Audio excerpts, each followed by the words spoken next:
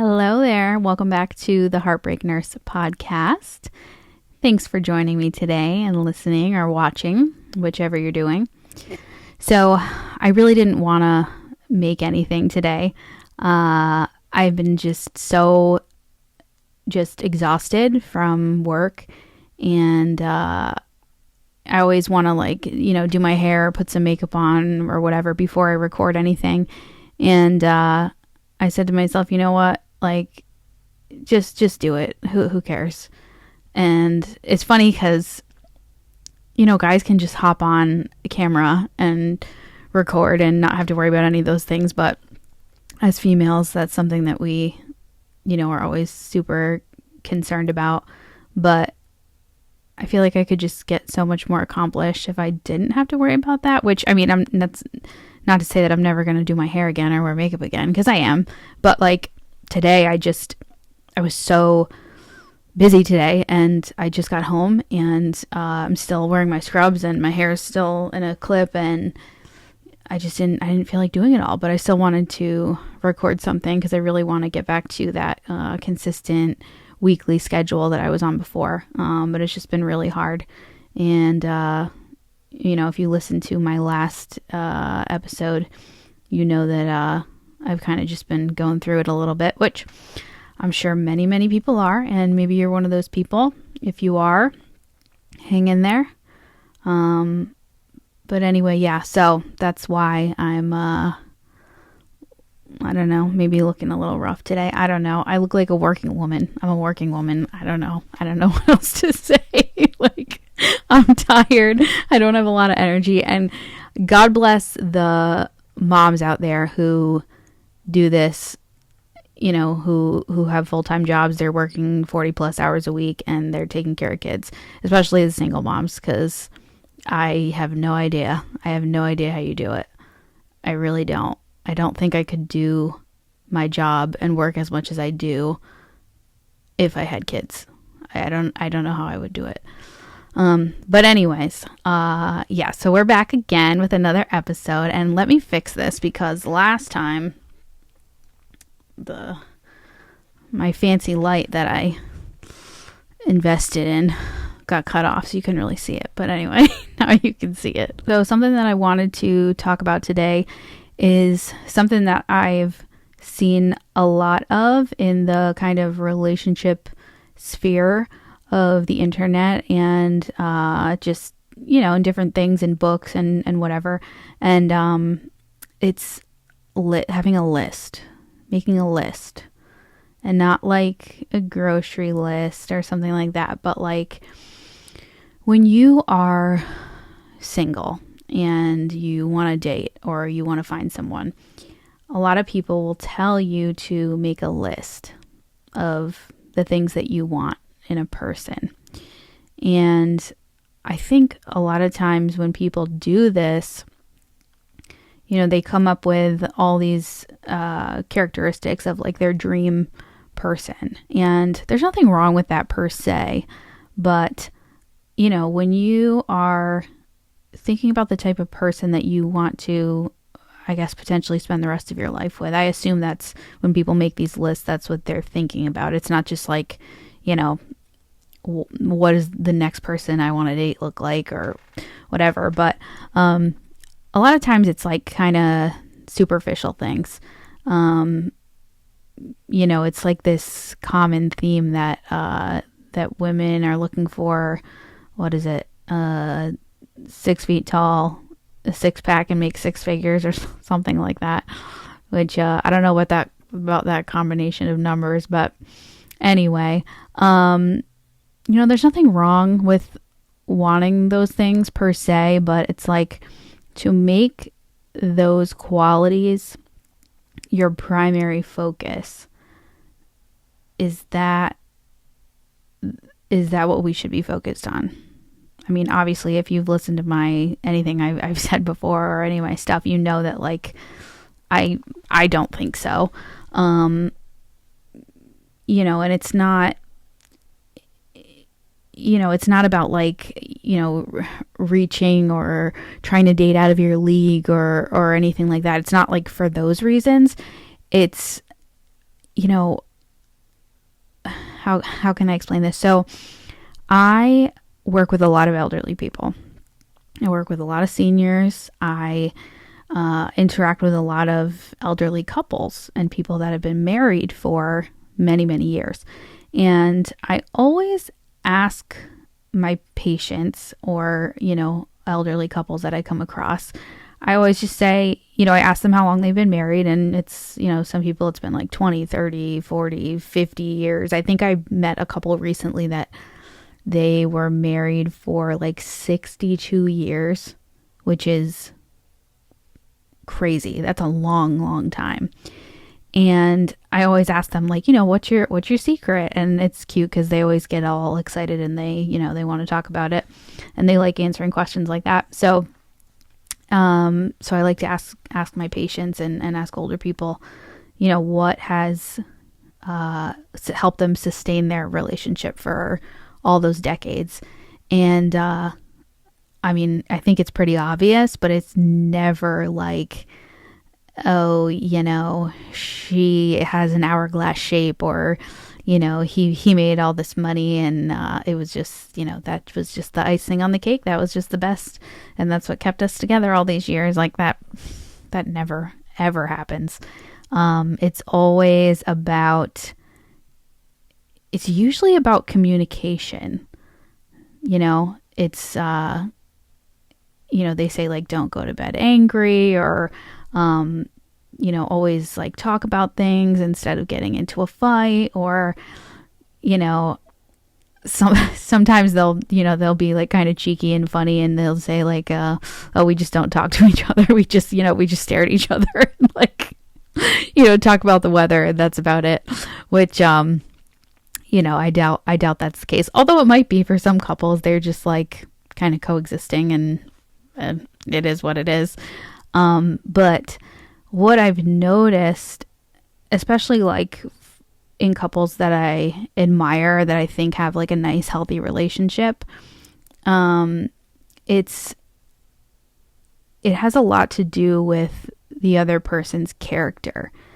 And, what I mean by that is, I see a lot of situations where maybe one partner is really sick. They're really ill, or maybe they've had health problems for an extended period of time. And the other person, which is their spouse or their partner, has also been their caregiver in a lot of ways. And, I think being able to find someone who is willing to do that for you is huge. And it's much bigger than, looks or status or finances or anything like that. Like I said, sure, those things are fine. It's fine to want those things.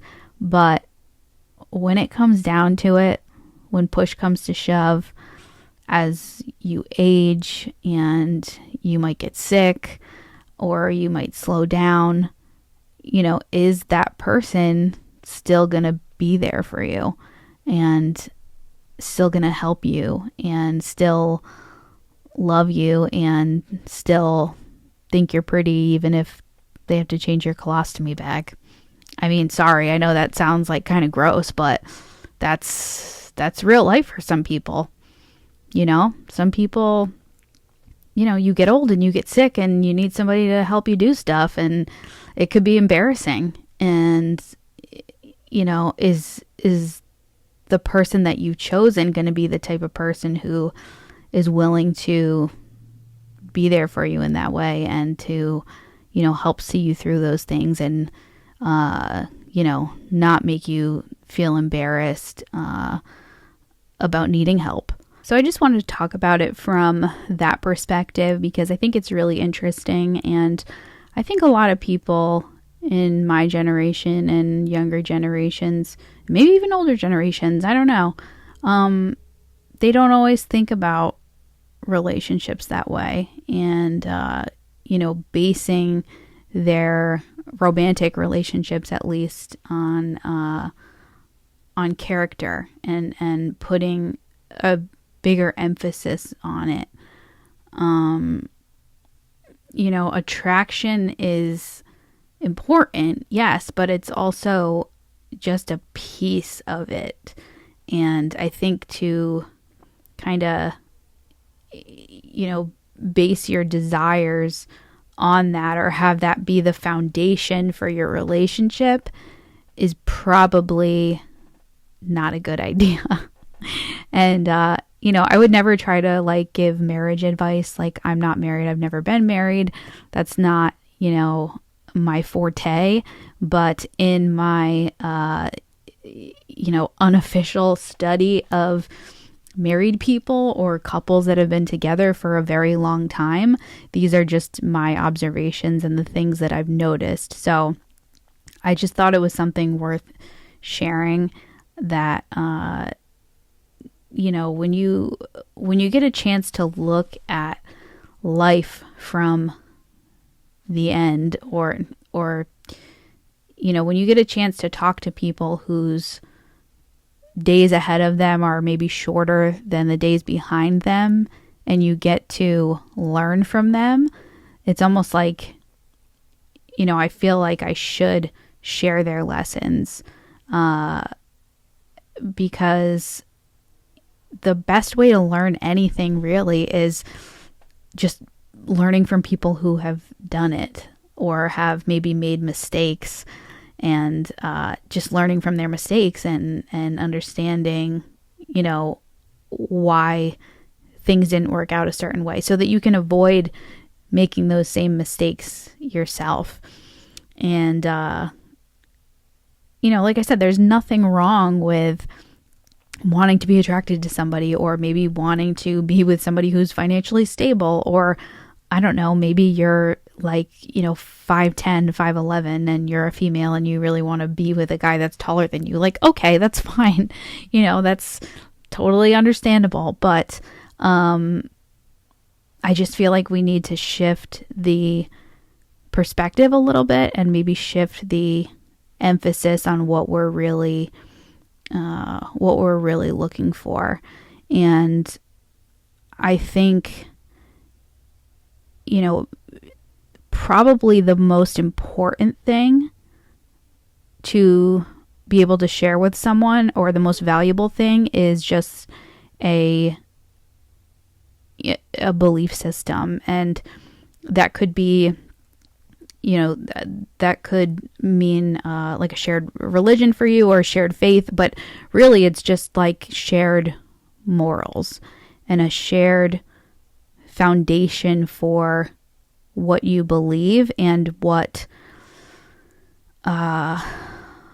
values dictate how you live your life. I think that's probably, well, for me anyway, that's like at the very, very top of what's most important. But I think probably the biggest mistake would be to not be intentional at all, and just kind of taking whatever comes your way. And I think a lot of people live like that too. And I'm not judging. I mean, I'm sure I did that myself at certain points, but it's just really important to think about these things. And, if you want something that's going to last, then I think it's something worth thinking about. And if you don't even, if you ask somebody like, oh, do you have values? Most people are going to say, well, of course I do. Like, do you have morals? Of course I do. Okay, well, what are they specifically? And, how important is it that the person that you're with also, has those shared values and morals? I guess maybe to some people it wouldn't be important, but I don't see how you could build a lasting relationship without that, because then you're choosing the alternative, which is to kind of base it on superficial things, and that's like building a house on sand instead of concrete. In my opinion. I don't know. It's just something interesting that I've been thinking about a little bit lately. And I love talking to my patients and their spouses and their families, and just kind of learning from them. I think it's so interesting, and times have changed so much. And a lot of them will tell me that. And some things probably for the better, and some things maybe not. And you don't have to be an old school traditional person, so to speak. But it seems like there's long-term relationships seem to be more prominent in that generation versus younger generations. And I don't say that to sound pessimistic, but I think, nowadays I think people go into maybe marriage with the mindset that, if it doesn't work out, we'll just get divorced. It's fine. And, if you're divorced or anything, I'm not like trying to call you out or say anything about you at all. It's just interesting the way that the culture is right now. And, and sometimes things don't work out, and there's just no way around it. And I can understand that, but we can always choose to start doing things differently. And we can always choose to start thinking about the way that we date and the way that we form relationships differently. And, in regard to the character thing, I think that should be universal in relationships, not just romantic relationships, but your friendships, the people you hang out with.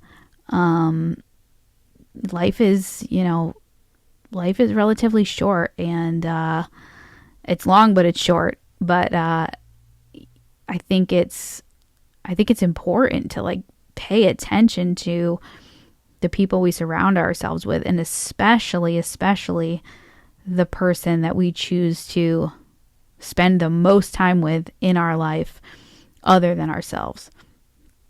So if you don't like you, maybe, or you're not crazy about your own character for whatever reasons. Maybe you have a lot of character flaws, and that's okay. We all have flaws. But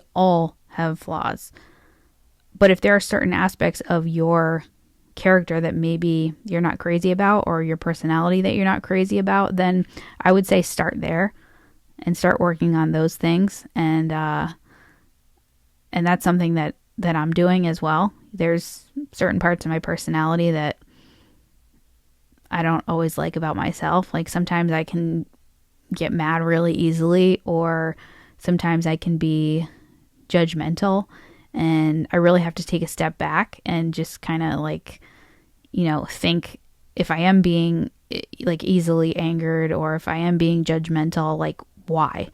Where is that coming from? And just starting to do that has been really helpful for me. Just to kind of examine my own brain and understand why I act that way. And more often than not, it's because I'm unhappy about something, even if it's subconscious. But it takes actually doing that and taking that pause for a second and saying okay, why am I so mad about this? Or okay, why did I just immediately have that judgmental thought? And it almost always has something to do with me and something that, I have going on inside that I haven't dealt with yet.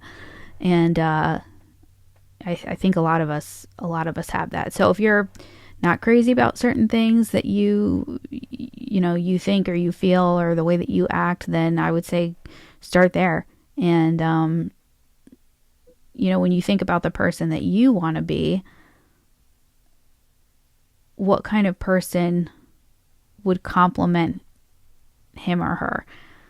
And, they say, I think I heard that we tend to fall in love with people that we admire, which I think is really interesting too. It's like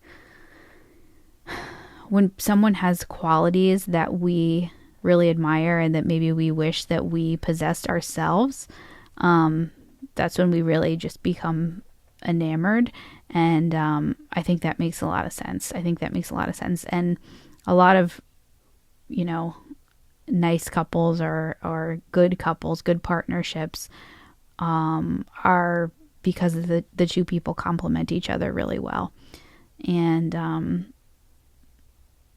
just something that I've noticed through my time kind of talking to people that have been through some stuff. Well, I think that's all I have in me today in terms of energy. So hopefully that was helpful for you. If it was, feel free to leave a comment or to give the podcast a rating on Apple Podcasts or Spotify, wherever you're listening. And thank you.